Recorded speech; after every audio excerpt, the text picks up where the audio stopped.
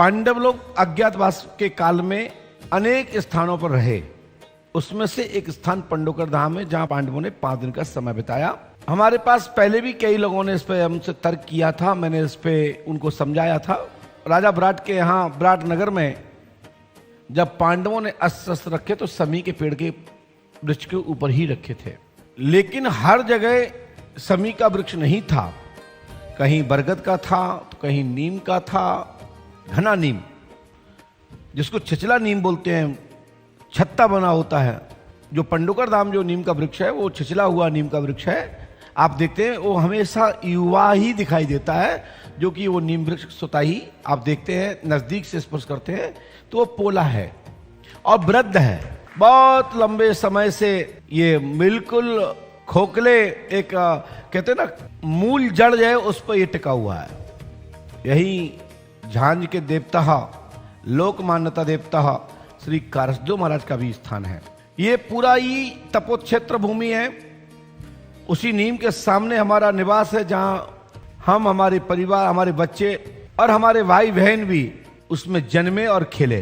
वो हमारी कर्म भूमि है, जहां परम पूज्य प्रसाद गुरुदेव श्री हाथीवाल महाराज प्रथम बार जब पंडोकर धाम की भूमि पर आए तो वही गद्दी है जहां पूज्य श्री हाथीवाल महाराज के आसन लगी हुई है। फिर वो हनुमान जी उनके गुरु हैं, इष्ट हैं।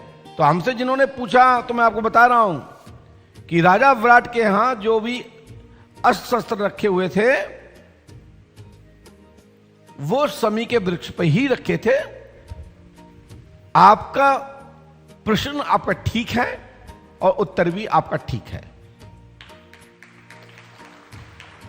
हम सत्य को स्वीकार करने वाले व्यक्ति हैं, लेकिन उस शस्त्र समी के पेड़ पर एक लंबे समय तक अस्त्र शस्त्र रखे रहे तो क्यों रखे रहे, जब मैं आपको बताता हूं, सुनिए। चंद्रमोहन नागवंशी जी, आप अच्छे साधक हैं, अच्छे शास्त्र के जानकार हैं। मैं आपको दिल से साधुवाद भी देता हूं और आप बड़े हैं तो आशीर्वाद की कामना भी करता हूं। आपके प्रति हमारा भाव सदैव रिस्पेक्ट का रहता है। बड़े बुजुर्ग लोगों के लिए हम सदैव रिस्पेक्ट करना, उनको झुकना और उनका आशीर्वाद लेना हमारा कर्म और धर्म है। हम ऐसे गुरु के शिष्य हैं कि हम बड़ों का आदर भी करते हैं, सम्मान भी करते हैं और उनसे ज्ञान भी अर्जित करते हैं। आपने मुझे से जो पूछा, मैंने आपके विषय प्रश्न बिंदु पर हमने कह दिया है कि यह बात सत्य है कि समी के वृक्ष पर ही रखे थे राजा विराट के यहां। लेकिन ये राजा विराट का क्षेत्र नहीं, पंडोकर धाम ये मत्स्य जनपद से लगा हुआ है। जब यमुना जी पार कर रहे थे, राजा विराट के क्षेत्र में प्रवेश कर रहे थे, राज्य में प्रवेश कर रहे थे, उसके पहले पंडोकर धाम में 5 दिन रहे। और यहां पर जब पांडव रहे तो यहां को कुछ लोगों ने पूछा, ये आप इसमें क्या लपेटे हुए हैं? तो उस दौरान कहा कि इसमें हमारी माता जी जो हैं ये 580 वर्ष की हैं। सो इनको हम लोग चल नहीं पाती हैं, तो हम इनको लपेट के, इनको हवा ना लग जाए, बीमार ना पड़ जाए, तो हम इनको यहीं पे बैठा रहे हैं। तो जो हमारी 580 वर्ष की अम्मा जी हैं, और जो हमारी मान्यता है कि जो हमारे बड़े बुजुर्ग होते हैं उनको कंधों पर रखते हैं और ऐसी जगह बैठा देते हैं कि उनको कोई दिक्कत ना हो। ये ऐसी बात है। एक जगह प्रमाण ये आया कि जब राजा विराट के यहां अस्त्र शस्त्र रखे तो यही किसी ने चार्यान ने, जो पाल समाज होते हैं, उन्होंने पूछ लिया है, आप लोग हट्टे कट्टे लग रहे हैं, आप कौन हैं और ये क्या ले जा रहे हो वृक्ष की तरफ? तो बोले ये हमारे यहाँ की परंपरा है कि जब कोई व्यक्ति हमारे घर में वृद्ध मर जाता है, जो इतने इतने वर्षों की हैं, इनको पेड़ पे टांगा जाता है। सो डर के मारे लोग, जब तक पांडव लोग राजा विराट के यहां रहे तो उस पेड़ की तरफ नहीं गए। बोले इसमें वो तो डुकरिया है, भूत बन गई है। तो मैं एक छोटा सा संस्मरण दे रहा हूं और मैंने लिखित में दे रहा हूं।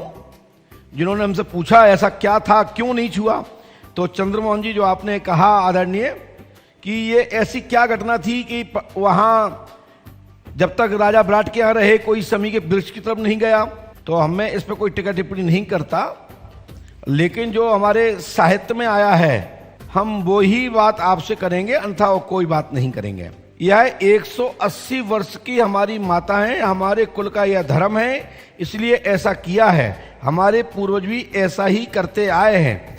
इस प्रकार कहकर शत्रुओं का संहार करने वाले कुंती पुत्र नगर के निकट आ पहुंचे और उस पेड़ पर 180 वर्ष की माता जी को बैठा दिया। आज भी पता लग जाए कोई गांव का बड़ा बुजुर्ग कहते हैं भैया उस इमली के पेड़ के नीचे मत जाना, वहां 2 भूत रहते हैं। अरे मजाल है किसी की कि 2 इमली के पेड़ के पास चला जाए। तो ये बात महाभारत के गोरखपुर छापा पढ़िएगा, पेज नंबर 1855 है। और जो हम बात कर रहे हैं ये साहित्यिक बात है।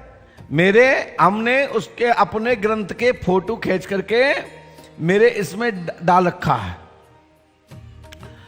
तो वो जो कल वृक्ष का था तो उस पर एक आकृति बना दी, किसकी, कि इस पर हमारी माता जी की आत्मा रहती है, जलाया नहीं जाता। ये हमारे यहां की ऐसी प्रथा है।